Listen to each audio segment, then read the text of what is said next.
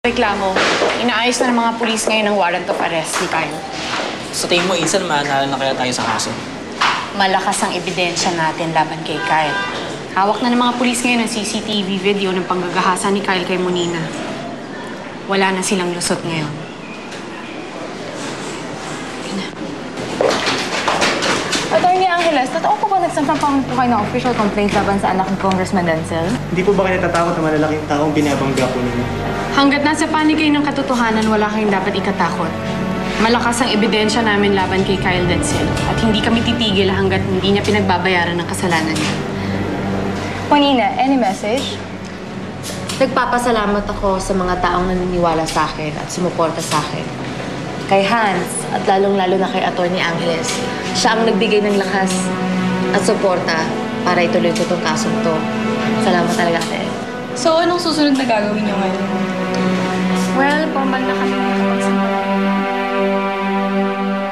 Sheila, sabi ni Manang, ayaw mo kumain. Ako na mismo nagdala ng pagkain mo para sa'yo. Kailangan mo kumain para gumaling. Wala akong gana.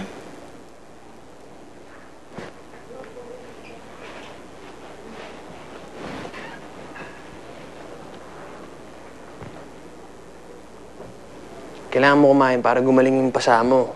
Eto, kumain ka na.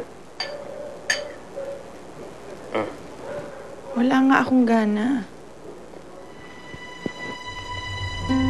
Sino ba pinagyayabang mo, ha? Ako na nga nagdala ng pagkain para sa'yo para gumaling ka, ayaw pa. Nag-iinarte ka pa. Ah, si Martin. Si Martin nasa kulungan at hindi siya lalabas. Lucela, mula ngayon, susundin mo lahat ng gusto ko. Naintindihan mo? Dito ka lang sa akin. Naintindihan mo? Kung pinagyayabang si Martin sa akin, nakakulong na yung sa rehas.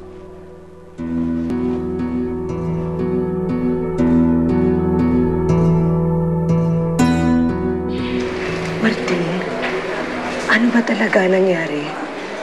Bakit kasama mo si Graciela? Humingi pa siya ng tulong sa akin. Gusto niyang tumakas sa Rancho Paradiso. Hirap na hirap na po siya, ma'am. Gusto ko na siyang tulungan. Pero nahuli kayo ni Louie. Galit na galit po siya. Gusto na niya akong patayin. Ngayon ko lang nakita si Louie gano'n. Maniwala po kayo, ma'am. Wala akong intensyon saktan si Louie. Tinipensa ko na yung sarili ko. Ma'am Mara, labahin po sa akin yung nagkamatang ng Patribus. Malakas na po yung ebidensya laban sa akin. Natakot po ako, ma'am. Baka maipit ako sa isang kriminal na hindi ko po ginawa. Kung malinis ang konsyensya mo, wala kang dapat ikabahala. Basta Martin, huwag kang panghihinaan ng loob, ha?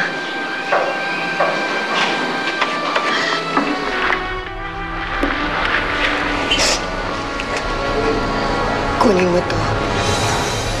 Diyan ako kumukuha ng lakas pag pinanghihinaan ako.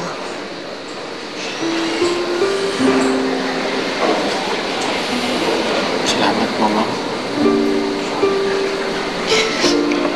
Huwag kang mag-alala. Kukuha ko ng abogado para ayusin ang problema mo. Hindi ka naman nila pwede ikulong dito dahil wala silang kaso laban sa'yo. Diyan ka nagkakamali, Mara. Sampa na ako ng kasong physical injury at murder laban sa lalaki na yan. At sinisiguro ko sa'yo, hindi ka na muling masisinagan ng araw. Mabubulok ka sa bilaguan na ito.